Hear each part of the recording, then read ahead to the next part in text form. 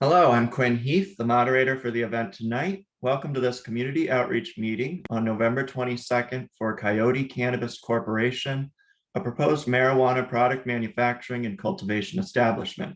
This establishment is proposed to be located at 56 Industrial Drive, Unit B, Uxbridge, Massachusetts, zip code 01569. We have with us Blake Mensing, representing Coyote Cannabis Corporation. The meeting will open with a presentation on the proposed establishment, followed by an opportunity for community engagement if any members of the public join the call. So with that, I'll let Blake take it away. Thanks, Quinn. As Quinn said, I'm Blake Mensing. I am president of Coyote Cannabis Corporation. We are proposing to apply for a Tier 1 cultivation license and marijuana product manufacturing license for 56 Industrial Drive, Unit B, Uxbridge, Massachusetts, 01569. This meeting today is to cover all the information that the regulations require. For anyone who might see this later, this is the second time we're doing this for the same property. So it's the same plan. So the first item we have to address is a plan, basically information adequate to demonstrate that the location will be maintained securely. Given that this was already provisionally licensed and we're getting the same licenses, we've had our architectural review plan approved for this facility that included the security overlay. 935 CMR 500.110 dictates how we must secure the facility and goes into really granular detail about camera coverage, signage, access points, how long you must store the footage, which is 90 days minimum. There's basically no entry to the public unless they have a valid business purpose. You have to go through a visitor log process if you are not an agent of the establishment.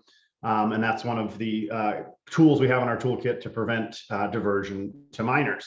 So first off, no one under 21 years of age will be allowed into the facility. No ifs, ands, or buts. Even a police officer in Uxbridge, that if they were 20 years old, they wouldn't be allowed in.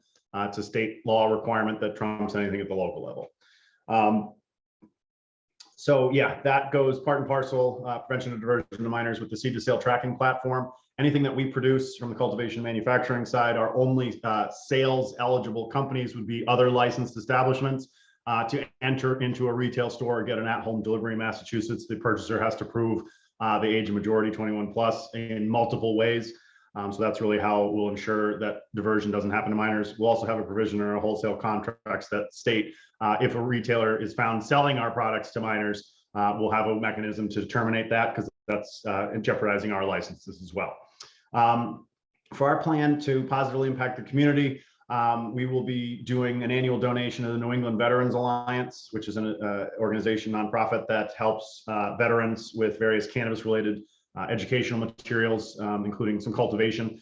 Because of the federal prohibition, veterans aren't able to access cannabis the same way that anyone else in this state would. Just as the son of a Marine, veterans are important to me personally. We'll also find opportunities to do some volunteer work in Uxbridge as the opportunities arise.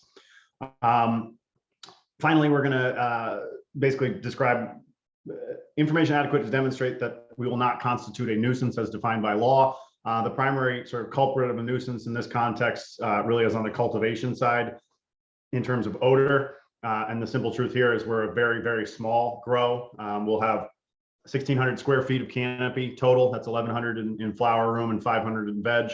And for context, the license type Tier 1 would allow up to 5,000 square feet of cultivation.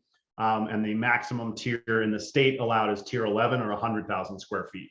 So we're a teeny tiny grow, 4,800 square foot building with a small grow and co-located manufacturing that will include bubble hash rosin, which is a mechanically agitated product that then gets pressed under heated plates, and a small edibles processing room as well. So not a whole lot of odor causing potential, and we will have basically carbon filters on all of our HVAC system. So there's very little likelihood that we could cause a nuisance through that. And any permit we have, in this case, the host community agreement is a singular local permission we need aside from a building permit.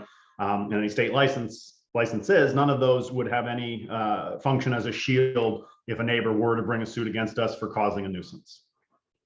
So with that, I have covered everything that the state requires, and I'll turn it back to Quinn to see if anyone has shown up.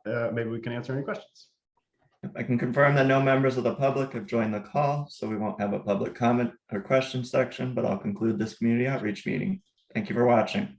Thanks very much.